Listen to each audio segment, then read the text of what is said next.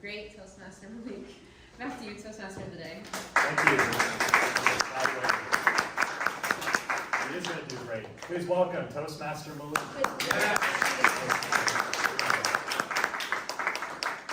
Good afternoon, good afternoon. Usually people prepare for this, but I did not prepare for this. So excuse me for this, but I stepped up because I didn't have a formal speech, but I didn't know we were going to have with the circuit of information today, right? So I'm going to tell you about myself. Who am I? I'm you, me. We're all one. We're human, right? We're a mere reflection of each other, okay? So it all started when I was a little lad, little kid. I was born in Tallahassee Memorial Hospital. For those who don't know, that is the capital, so I'm an old fan. Fair and true, okay? My mom moved down to West Palm Beach around 2003. We've been settled ever since. So I'm born and raised in Florida. How many of you guys can say that? Raise your hand.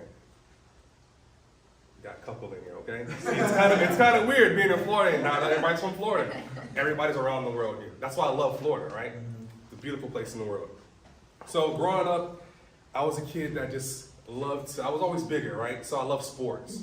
Sports was my thing. I mean, you guys probably think, what sport do you think I played? Anybody have a second guess or anything? Football. Football, right?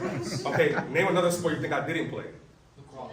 I played lacrosse. Nice. That's funny, right? I played lacrosse in elementary school with my coach. I talked to my colleague here at work about it the other day, which I didn't know about it, is that lacrosse is one of those things where I feel like it's soccer, it's football, and it's hockey all in one, right? It's very aggressive, but it teaches you how to balance life. Same thing with any other sport you get into. So I played sports all my life, right? I was supposed to go to college and play sports. I got injured, but we're going to fast forward from there. I always wanted to travel the world.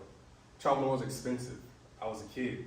My parents didn't have that much money for me to go back and forth. We went to Disney only because I had a cousin that worked there, so we go for free. So it was one of those things where it's a given. We're going to Disney 3 times a year.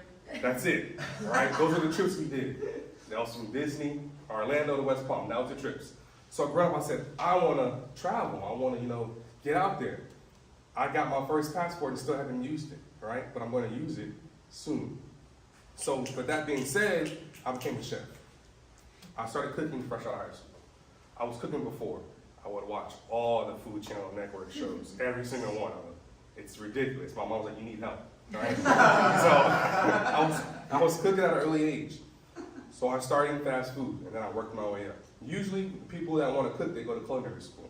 I was passionate about going to culinary school, and then I met a chef. He told me, he said, don't do it. I said, why? He said, it's going to put you in debt.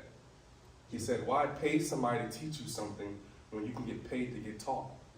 So I ended up working my way up from the ladder from fast food to high dining, and I started going to country clubs. And once you get in the country club, you're like this, right? You learn how everything works. You learn the stock market, you learn real estate, you learn everything you need to know within there, because who are the members of the country club? The wealthiest, right? That's how it works. But then I started cooking and I realized, wow, it's a very, very, very, very hard job in your body, because I think about it.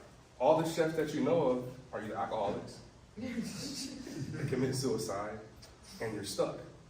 You're in the twilight zone. You work those long shifts. I mean, I don't know how many of you guys have had a job where you work 16 hours and have to go back to the job the next day, right? For instance, I worked with the chef that used to run the Masters. And now he owns part of El Camino, probably you guys know. He worked the Masters. He told me it's 20-hour shifts. You get 4 hours of sleep, and you do that for a week straight. How many people in here can raise their hand and say, I was down to do that? I was one of those people. I was down to do that. They make a juice called turbo juice. It's Vietnamese iced coffee times 10. Okay? If you had Vietnamese coffee, you know the caffeine level is up there. So I've been that person too, where I've been an uncle, I've been a stepdad. I dated a girl that had kids at one point. It didn't work out, but that's okay. I still talk to the kids. I've been everywhere since my brother's a truck driver. So I've been to 10 different states within a week, which is pretty fun, living on the road. But I'm the type of person where I look at myself in the mirror reflection. You are what you put out there. So if you put out bad energy and bad information, then you're going to create that, right? Yeah. At the end of the day, we're all human. Girl, boy, whatever you are, we're all human. It's like Ask yourself, when the last time you did something for someone else without asking for something back? When the last time you did something kind and nice? Everybody has clothes that are in their closet that they don't wear a lot. Just go donate them, you know? Like, you can go to Play-Doh closet and get the money back, you know, and try to sell them. What I do once a month, clothes that I don't wear anymore, I bag them up and I go give them to the homeless. Whether they're on drugs or anything, it's a situation where you can never put yourself in their shoes because you don't know their story. Everybody has a story. I'm the type of person that listens to everybody's story, and I want you guys to let you guys know that I'm glad to be part of Toastmasters, and that's who I am. Yeah.